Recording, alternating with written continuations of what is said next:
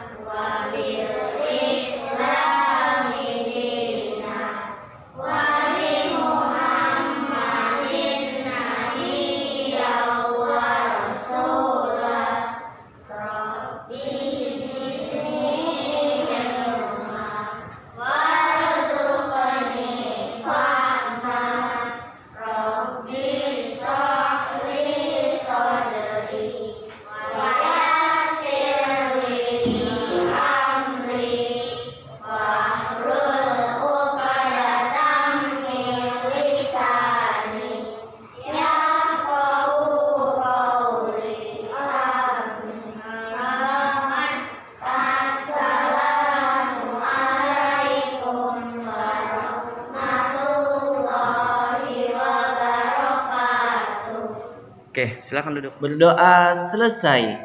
Baik, sebelum kita mengawali pembelajaran hari ini, supaya kita semangat, yuk kita tepuk semangat terlebih dahulu. Tepuk semangat.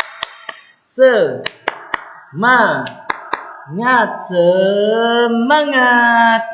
Mudah-mudahan kalian selalu tetap semangat. Oke, hari ini ada yang tahu kita akan belajar apa? Ya, betul. Hari ini kita akan belajar manfaat tumbuhan bagi kehidupan manusia.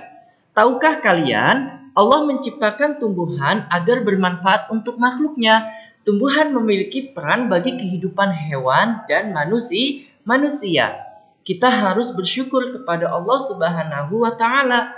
Yuk kita bersama ucapkan syukur. Kita ucapkan Alhamdulillah, segala puji bagi Allah. Sebagaimana bentuk rasa syukur kita atas kenikmatan yang Allah berikan, maka tumbuhan harus kita rawat dan harus kita jaga. Atau kita mempunyai hewan peliharaan atau tumbuhan, harus kita sirami setiap harinya. Oke, yuk apa itu manfaat tumbuhan? Manfaat tumbuhan yaitu bisa menjadikan pertama, satu, menjadi sumber bahan makanan. Tahukah kalian, nasi yang setiap pagi atau siang atau malam yang selalu kita makan itu berasal dari mana?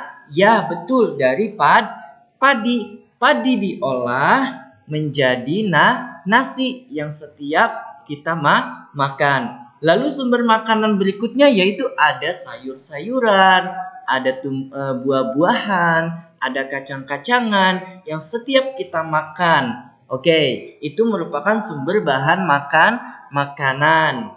Kemudian manfaat tumbuhan juga bisa dijadikan sebagai bahan material dan bangunan. Ada kursi, meja, lemari yang kita gunakan setiap harinya itu berasal dari tumbuhan. Kemudian manfaat tumbuhan juga sebagai bahan pakaian. Pakaian yang kita gunakan setiap harinya itu berasal dari tumbuhan. Contohnya misalnya bunga kapas. Memintal kapas, kemudian prosesnya dijadikan sebagai kain dijadikan sebagai bahan baju sehingga menjadi baju yang kita gunakan setiap harinya. Kemudian juga ada rami. Tahukah kalian, rami itu sebagai bahan linen. kemudian juga ada pisang abaka, serat batangnya juga bisa dijadikan sebagai benang. Kemudian manfaat tumbuhan juga bisa sebagai obat. Tahukah kalian kunyit? Kunyit itu bisa mengurangi rasa gatal. Kemudian juga ada daun jambu biji bisa dimanfaatkan untuk mengurangi rasa sakit perut kita. Ketika kita sedang sakit perut, maka kita boleh memakan daun jambu biji untuk mengurangi rasa sakit perut. Kemudian juga ada jahe, ya. Jahe juga bisa meredakan masuk angin. Ketika kita sedang masuk angin, kemudian kita memakan jahe ya dengan cara diolah, dibubuk ya. Kemudian manfaat tumbuhan juga sebagai penyujuk udara. Tahukah kalian, oksigen yang kita hirup setiap paginya, setiap harinya, ya, itu bisa kita hirup ya untuk kesehatan. Manfaat tumbuhan juga bisa untuk kesehatan, ya. Kemudian manfaat tumbuhan juga bisa sebagai pohon mencegah tanah longsor, kemudian pohon juga bisa digunakan sebagai peneduh ya, ketika panas kita berteduh di bawah pohon. Kemudian juga ada tanaman sebagai hiasan. Itulah manfaat-manfaat tumbuhan yang masih banyak ya. Kemudian tahukah kalian bagian-bagian dari tanaman?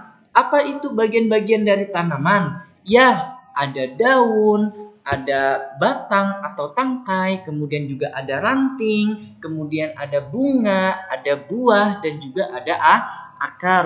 Tahukah kalian, setiap bagian dari tanaman mempunyai manfaat yang banyak dan sangat beragam. Apa manfaatnya?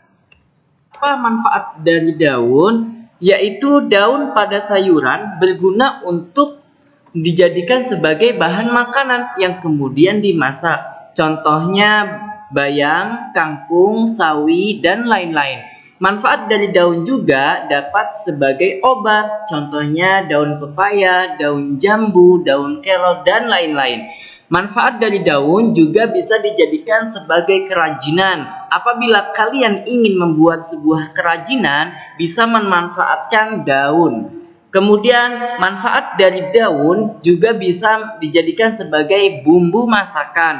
Apabila kalian melihat bunda atau saudara kalian sedang memasak seperti adanya daun salam atau daun pandan dan lain-lain.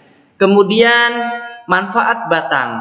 Nah, manfaat batang di sini ada batang pada pohon bias bisa dimanfaatkan untuk mebel. Contohnya pohon jati, pohon mahoni, dan lain-lain. Manfaat batang juga bisa dijadikan sebagai peralatan rumah tangga dan bangunan. Seperti yang tadi Mister sudah jelaskan, ada kursi, meja, lemari, itu dibuatnya dari batang.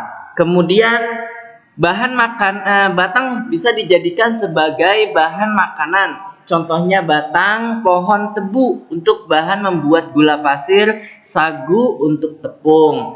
Dan di sini ada gambar akar. Manfaat akar ya bisa dijadikan apa? Akar bisa dijadikan untuk mencegah longsor. Ketika kita tinggal di sebuah perbukitan, kemudian dengan adanya pepohonan, maka itu bisa menyebabkan untuk mencegah longsor. Yang kedua, sebagai bahan pengganti kayu bakar. Apabila kita sedang pramuka atau sedang berpergian di hutan, akar bisa dijadikan sebagai kayu bakar ya, contohnya akar pohon kelapa untuk memasak sate misalnya. Kemudian manfaat akar sebagai obat yaitu contohnya akar pepaya ya. Kemudian manfaat akar juga bisa dijadikan sebagai kerajinan, bukan hanya daun saja, tetapi akar juga bisa dijadikan sebagai kerajinan.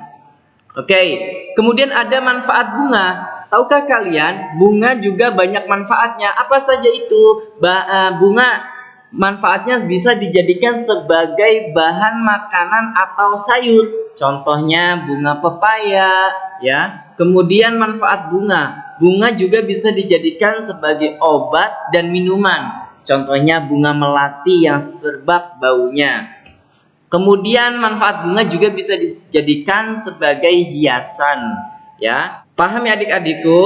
jadi sungguh banyak manfaat yang kita dapatkan dari tanaman. Oleh sebab itu, kita harus menghargai tanaman yang diciptakan oleh Allah Subhanahu wa taala dan berkewajiban untuk menjaganya. Karena kalau kita tidak menjaganya, maka akan berdampak negatif oleh kita sendiri, ya, karena banyak manfaatnya di tanaman, pepohonan. Ketika kita sedang jalan-jalan, kita dapat berteduh dari panasnya terik matahari. Oleh karena itu, kita harus selalu menjaga, tidak boleh memotong atau membiarkan tumbuhan dipotong dengan liar, ya. Oke, kita lihat di sini. Apa ada yang tahu apa itu sifat komutatif? Ya, betul. Sifat komutatif itu adalah sifat pertukaran, ya. Sifat komutatif hanya dapat dilakukan untuk operasi pada penjumlahan dan perkalian. Sifat komutatif pada penjumlahan, misalnya A ditambah B sama dengan B ditambah A, ya.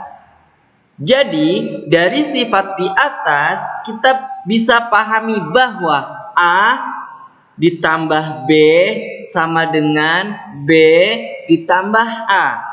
A ditambah B sama dengan B ditambah A. Ya, sifat komutatif itu adalah sifat pertukaran, ya. Kemudian di sini ada contoh. Caca menghitung daun kering. Dalam wadah hijau daun kering berjumlah 20. Sedangkan di wadah merah berjumlah 28. Caca menghitung semua daun kering 20 ditambah 28. Ternyata jumlah daun yang berhasil diambil Caca 48 helai daun kering. Sehingga kemudian Caca menukar posisi wadah daun kering dan menghitung kembali. Ternyata 28 ditambah 20 sama dengan 48. Ternyata jumlah helai daunnya sama, ya. 20 ditambah 28 sama dengan 48. Kemudian 28 ditambah 20 sama dengan 48. Itulah sifat komutatif atau sifat pertukaran. Jadi 20 ditambah 28 sama dengan 28 ditambah 20. Sifat perhitungan tersebut disebut sifat komutatif atau pertukaran, ya. Paham ya anak-anakku? Nah, mungkin itu yang bisa Mister sampaikan.